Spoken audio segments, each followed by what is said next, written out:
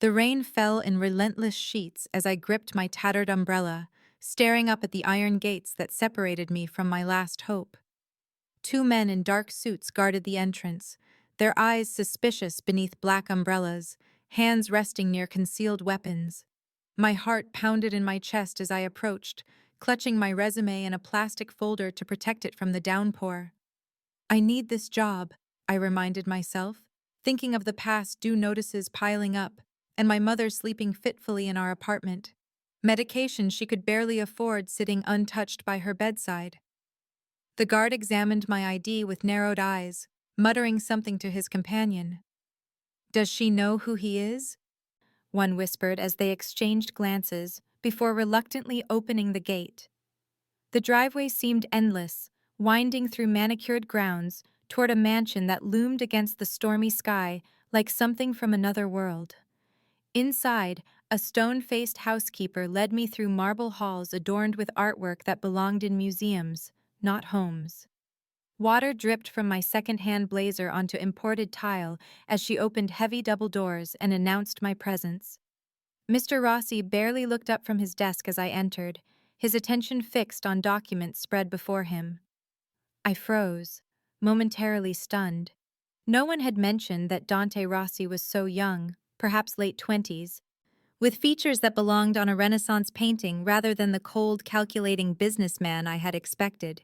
His tailored suit accentuated broad shoulders, dark hair perfectly styled despite the humidity, jawline sharp enough to cut glass. When he finally raised his eyes to mine, their piercing intensity made my breath catch. I stammered through my introduction as he gestured impatiently for my resume, scanning it with an expression that revealed nothing. "I need someone who can handle unusual circumstances," he said flatly. "My son requires special care." His voice was deeper than I expected, accented with something I couldn't quite place. I straightened my spine, gathering whatever confidence remained after weeks of rejections. "I have experience with children on the spectrum, Mr. Rossi," I replied, explaining my background as a special education assistant before budget cuts eliminated my position. Something shifted in his expression, a flicker of interest breaking through that marble facade. His questions became more specific, targeted, assessing my knowledge of sensory regulation techniques and communication methods. I answered honestly, passion for my former work momentarily overriding my intimidation. When I mentioned my experience with nonverbal children, he abruptly stood, moving to the window where rain lashed against glass. Without turning, he named a salary that made me gasp, triple what I had expected. "You start tomorrow," he said, as if the matter was settled. "6 a.m. sharp. The housekeeper will show you out. And Ms. Elena," he added as I reached the door. "My son has not spoken a word in 5 years. I expect that will not change, but perhaps you might make his world more bearable. And now please stop and subscribe to my channel. Every subscriber brings me closer to 1,000, which helps me keep these stories alive and coming your way." If you're enjoying this video, don't forget to like it and drop a comment telling us where you're watching from. It's always amazing to see how far these tales travel across the world. Now let's continue. I arrived exactly at 6 the following morning, greeted by the same stern housekeeper who led me through a different section of the mansion. The contrast was immediate and striking. While the rest of the house exuded old money and power, this wing had been completely transformed into what I recognized as a sensory-friendly environment. Soft, diffused lighting replaced the harsh chandeliers, walls painted in calming blues and greens, specialized acoustic panels lining the ceilings to dampen sound. Every detail had been meticulously considered for a child with sensory sensitivities. Mr. Rossi was already there, his tall frame silhouetted against floor-to-ceiling windows, impossibly handsome even in the gentle morning light. Beside him stood a small boy, perhaps 8 years old, with the same striking dark hair, but none of his father's commanding presence.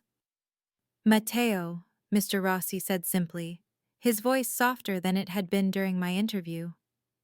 The boy gave no indication he had heard his name, continuing to stare out at the gardens beyond the glass, completely absorbed in whatever captured his attention there. I approached slowly, careful not to make sudden movements, taking in the details of Matteo's world. Dozens of toy cars arranged in perfect rainbow order lined the windowsill, precision that spoke of hours of careful placement. When Mr. Rossi gently placed his hand on his son's shoulder, I noticed the bruised knuckles, purple and swollen, a stark contrast to the tenderness of his touch. Matteo hasn't spoken since his mother was killed 5 years ago, he explained, eyes never leaving his son. The doctors call it selective mutism alongside his autism. I nodded, absorbing this information as I scanned the room, noting the weighted blankets, compression vests, and other sensory tools organized meticulously on labeled shelves. My gaze caught on a collection of photographs arranged on a low bookshelf. A beautiful woman with Matteo's eyes smiled from silver frames, her arms wrapped around a younger version of the boy before me. In some, Mr. Rossi stood beside them, looking years younger, his face transformed by genuine happiness. The difference between that man and the cold, dangerous one who had interviewed me was startling. Following my gaze, Mr. Rossi moved away from his son, touching one frame with a gentleness that made my heart ache. Something like grief passed across his features before the mask of control returned. He proceeded to outline Matteo's routines with military precision, each activity, meal, and rest period scheduled to provide the predictability his son needed. As he spoke, I watched Matteo begin methodically rearranging his cars, completely immersed in his task, existing in a world separate from ours. I wondered what trauma lay behind those silent eyes, what memories haunted both father and son. Before leaving, Mr. Rossi paused at the door, his voice barely audible. "Make his world better, Ms. Elena. That's all I ask."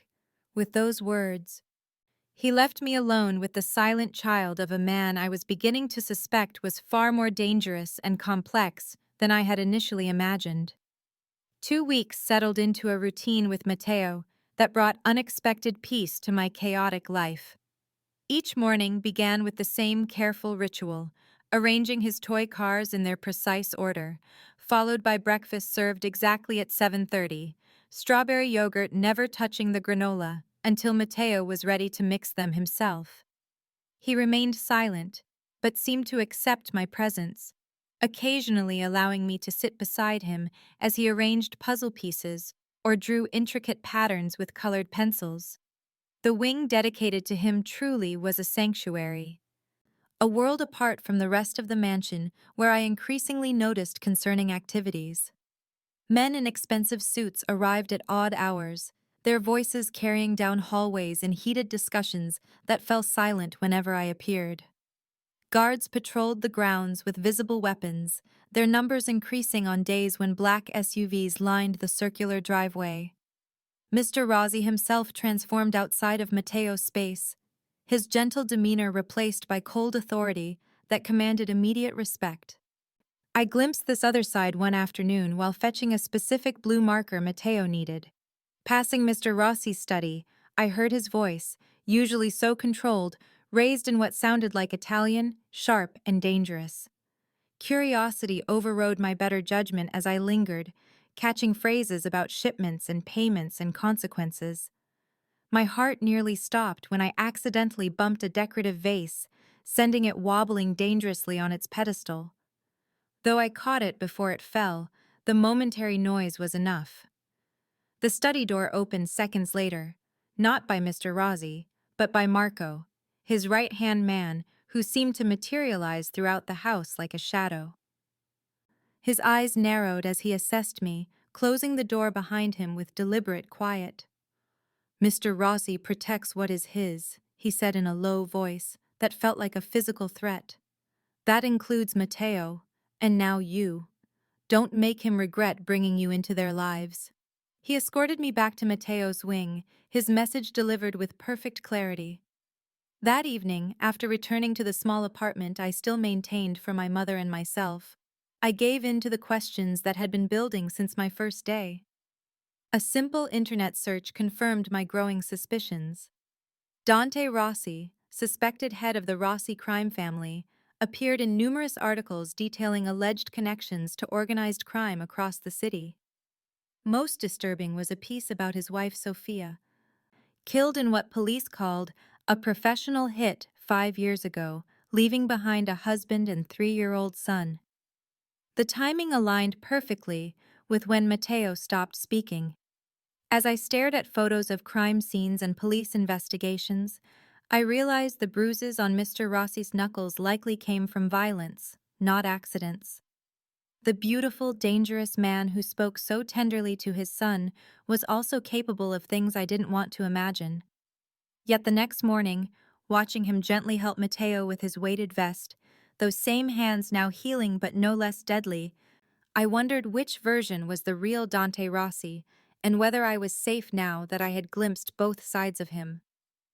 A month into my employment, I decided to bring something special from my own childhood, an old kaleidoscope my father had given me before he passed. The spring weather had turned gloriously warm, so I suggested to Matteo that we take our morning activities to the garden courtyard, a peaceful sanctuary of flowering trees and burbling fountains. He followed his usual routine of methodical assessment before agreeing with a slight nod, carrying his favorite blue car in his pocket as we ventured outside. The sunlight dappled through cherry blossoms as I showed him how to hold the kaleidoscope, guiding his small hands to twist the cylinder and watch the colored patterns shift and change. His eyes widened with interest, completely absorbed in the geometric transformations. What happened next was pure accident. As I reached to adjust the angle for him, the kaleidoscope slipped from my fingers, tumbling toward the stone pathway. I lunged dramatically to catch it, missing entirely, and landing in an ungraceful sprawl across the grass. Looking up with leaves in my hair and dirt smudged across my cheek, I made an exaggerated face of surprise, eyes wide and mouth comically round. The sound that followed seemed impossible at first, so unexpected I almost didn't recognize it. A rusty, halting noise bubbled from Matteo's throat, growing into what could only be described as laughter. My heart stopped as I froze in position, afraid any movement might break the spell. He laughed again, pointing at my disheveled state with unmistakable amusement. Movement from above caught my attention. Mr. Rossi stood at his office window overlooking the garden, his normally composed face transformed by shock. Before I could process what was happening, he appeared in the courtyard, moving with urgent grace that made the guards stationed nearby stand at attention. He laughed, Mr. Rossi said, his voice barely audible. My son laughed, the vulnerability in his face stripped away years, revealing the strikingly handsome young man beneath the hardened exterior. Sometimes the unexpected breaks through where routine can't, I offered gently, still sitting unglamorously on the ground. Mr. Rossi knelt beside Matteo, careful not to disturb his space, but close enough to share the moment. For the remainder of the afternoon, he canceled his meetings, joining us in the garden as Matteo returned to his silence, but remained unusually engaged, even offering his father the blue car from his pocket, a gesture that made Mr. Rossi struggle visibly to maintain composure. As the day ended and Matteo began arranging his drawings to take inside, Mr. Rossi turned to me. "Join me for dinner tonight," he said softly, to discuss Matteo's progress. We both reached for one of Matteo's artworks simultaneously, our fingers brushing in a contact that sent unexpected warmth spreading up my arm. His eyes met mine with an intensity that had nothing to do with business, and everything to do with the barrier that had just crumbled between us. The private dining room took my breath away, lit by dozens of candles that cast golden light across a table set with china and crystal. Mr. Rossi, Dante, as he asked me to call him, waited in an impeccably tailored suit that accentuated his lean physique, looking impossibly handsome as he poured rich red wine into delicate glasses. I felt suddenly conscious of my simple dress, the nicest I owned but clearly inadequate for such surroundings.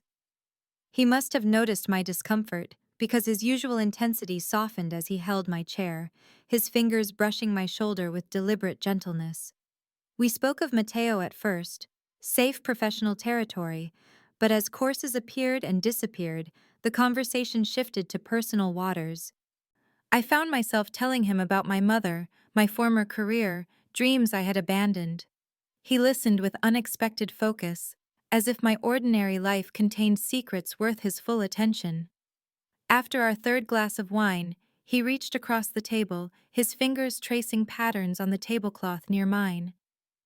My wife Sophia was not the intended target, he said quietly, the candlelight catching the pain in his eyes. The bullet was meant for me. The Veronese family never forgave me for their son's death, though he gave me no choice. The rawness in his voice made my heart ache despite the chilling implications. I knew then with absolute certainty what kind of man sat across from me, yet found myself leaning closer, drawn by the contradiction of tenderness and danger he embodied. Our fingers had just touched, the contact electric between us, when the door burst open without warning. Marco appeared, face tight with controlled panic, followed by two guards with visible weapons. "They found us," he announced, voice clipped. "The Veronese family, they never stopped looking for revenge for their son. They breached the eastern perimeter 5 minutes ago." Dante transformed before my eyes, vulnerability vanishing as he issued rapid commands. "Take Elena and Matteo to the safe room now," he ordered, already moving toward what looked like an ordinary bookcase but slid open at his touch to reveal an arsenal of weapons. Alarms began blaring throughout the mansion as Marco pulled me from my chair, practically carrying me through corridors toward Matteo's wing.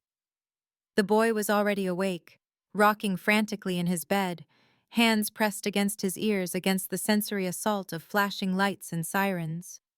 I gathered him into my arms despite his initial resistance, whispering reassurances I didn't believe myself as Marco led us through a hidden door in Matteo's closet. We descended what felt like hundreds of stairs into a reinforced bunker beneath the mansion, a panic room equipped with monitors showing security footage of masked men moving through the grounds. Gunfire echoed above us as I held the trembling child, his face buried against my shoulder. In that moment, cradling the silent son of a Mafia boss, while violence exploded overhead, I realized how completely my life had changed in the weeks since I first walked through those iron gates, seeking nothing more than a paycheck to cover my mother's medication. Hours passed in the underground bunker as I tried to keep Matteo calm amidst the chaos displayed on security monitors.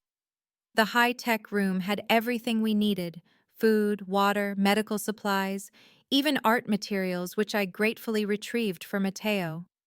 He sat cross-legged on the floor, methodically arranging colored pencils before beginning to draw with focused intensity. I watched over his shoulder as a face emerged on the paper, unmistakably his mother, her smile rendered with painful accuracy despite his young hands. The monitors continued showing armed men searching the grounds, occasional bursts of gunfire making me flinch, while Matteo remained absorbed in his artwork, creating picture after picture of Sophia. I spoke softly to him, explaining that his father was protecting us, that everything would be okay, even as doubt gnawed at my certainty. When exhaustion finally overcame his anxiety, Matteo curled against my side, his small body relaxing as I stroked his hair. Just as his breathing deepened toward sleep, I felt rather than heard his lips move against my arm. "Safe," he whispered, the single word hanging in the air between us like a miracle. I froze, afraid to shatter the moment with any reaction that might startle him back into silence. Before I could respond, the bunker door slid open with a hydraulic hiss. Dante stumbled in, supported by Marco, blood soaking through his once immaculate shirt, his handsome face pale with pain, but eyes immediately seeking his son. Matteo sat up at the sound but didn't retreat as he might have weeks earlier, instead watching intently as I rushed to help guide his father to a medical cot in the corner. "He spoke to you," Dante gasped as I cut away his shirt to reveal a bullet wound in his shoulder. "What did he say?" His focus on his son's breakthrough, despite his own injury, brought unexpected tears to my eyes. Safe, I told him, locating antiseptic and bandages from the well-stocked medical cabinet. He said I was safe. Something crumbled in Dante's expression as Marco quietly confirmed what the monitors showed. The attackers had been repelled, the threat contained for now. You make him feel safe, Dante said, wincing as I cleaned his wound with trembling hands. No one has done that since Sophia died. I didn't come here looking for this, I whispered back. For any of this. My words encompassed everything, the violence, the danger, the complex feelings developing for both father and son, the life I had stumbled into through a desperate need for employment. Dante covered my blood-stained hands with his own as I finished securing his bandage. Yet here you are, caring for my son, caring for me. His voice held a question beneath the statement. As Matteo silently moved to stand beside us, his small hand reaching out to touch his father's uninjured arm, I realized with startling clarity that here was exactly where I wanted to be, despite everything, or perhaps because of it. The mansion bore the scars of violence in the days that followed, shattered windows boarded over, bullet holes marring elegant walls, workers constantly repairing damage while twice as many guards patrolled the grounds with visible weapons. Matteo refused to leave my side, his anxiety manifesting in repetitive movements and resistance to routines that had previously comforted him.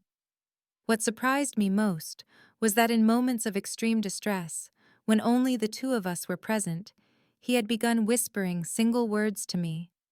Car, blue, water, mom. Each utterance felt like a precious gift, evidence of trust I hadn't realized was building between us. I had moved temporarily into the mansion at Dante's insistence, calling my mother daily at the care facility where he had arranged for her transfer, another complication in my increasingly entangled relationship with the Rossi family. On the 7th day after the attack, Dante found me in the garden with Matteo, who was methodically arranging stones in a spiral pattern, occasionally glancing up to ensure I remained nearby. We need to discuss your future, Dante said, his striking features somehow more handsome in daylight, the angles of his face softened by healing, and something that looked dangerously like affection. Inside the newly repaired study, he placed a folder on the desk between us. Opening it to reveal documentation I immediately recognized as a new identity. I can give you a new life away from all this, he explained, his voice carefully neutral despite the tension visible in his shoulders. Passports, accounts with more money than you would earn in 20 years. A house in another country if you wish. For you and your mother. You would never have to worry about finances again. I stared at the papers, understanding the magnitude of what he offered, knowing I should accept without hesitation. Before I could respond, a crash from the doorway startled us both. Matteo stood there, a shattered vase at his feet, face contorted in distress as he processed what he had overheard. His meltdown was immediate and devastating, his body collapsing as sounds erupted from his throat. Not words, but raw, primal screams that tore through the mansion's quiet. I rushed to him, gathering his thrashing form against me as Dante watched with naked anguish. Through the chaos of screaming and rocking, I heard it clearly. Stay, Elena. Stay. His first full sentence in 5 years, directed at me with desperate clarity. And what about the life that's starting right here? I said to Dante over the head of his slowly calming son. The one where your son is speaking again. Dante knelt beside us, his hand gentle on Matteo's back, our eyes meeting with an understanding that transcended words. I knew the danger that came with staying, the target I would wear simply by remaining in their world.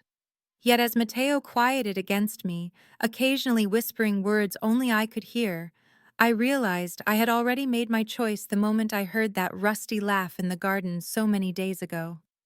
3 months passed like a dream, each day bringing new words from Matteo, new stolen moments with Dante, and new adjustments to a life I never imagined, but now couldn't picture living without. The mansion had been completely rebuilt, security measures tripled with state-of-the-art systems, and additional guards who recognized me now with respectful nods as I moved freely through what had become my home. Matteo's wing transformed alongside his progress, walls once sparse now covered with his artwork, new sensory tools carefully organized on custom shelves, the space alive with evidence of his emerging voice. My mother thrived in her new care facility, her health improving with treatments Dante arranged without discussion, simply handling it as he did all matters he deemed important. This morning started like many others, the three of us having breakfast together in the solarium, sunshine streaming through bulletproof glass. I nearly dropped the orange juice when Matteo looked up from his perfectly arranged yogurt and spoke clearly, audible to both of us for the first time. "I want to try swimming today, please." Dante's eyes met mine over our son's head, sharing silently in the miracle of those 8 words strung together deliberately. He had been calling Matteo our son for weeks now, the first time accidentally but subsequently with increasing confidence, watching my reaction each time until I began using the same term without hesitation. Later, after Matteo began his lessons with the specialist who came 3 times weekly, Dante led me to the garden that had witnessed our beginning, now surrounded by enhanced security features that somehow managed to preserve rather than diminish its beauty. His strikingly handsome face, still youthful despite the weight of his responsibilities, held an uncharacteristic uncertainty as he took my hands in his. Business discussions carried out nearby fell silent as guards discreetly withdrew, sensing the moment deserved privacy despite their constant vigilance. "Matteo needs you," Dante said, his voice rougher than usual with emotion. "I need you. Stay, not as his teacher, but as part of this family, as my wife." The morning sunlight caught the diamond ring he produced from his pocket, but its sparkle paled beside the rare vulnerability in his eyes. "I crossed a line the day I walked through your door," I replied, squeezing his hands tightly. "I am exactly where I am supposed to be." His kiss sealed promises that transcended traditional vows, acknowledging the dangers we would always face together. That evening, watching Matteo laugh freely as he showed me a new pattern for his cars, I felt the weight of armed guards watching from discreet positions around the property, knew of the business Dante conducted behind closed doors, understood that normality would never be part of our vocabulary. Yet as Dante joined us, his deadly hands gentle as they ruffled Matteo's hair, his eyes meeting mine with a love fierce enough to have already killed to protect us, I recognized the truth. I had found my family in the most unexpected place, with a boy who spoke only for me and a dangerous man who would burn the world to keep us safe.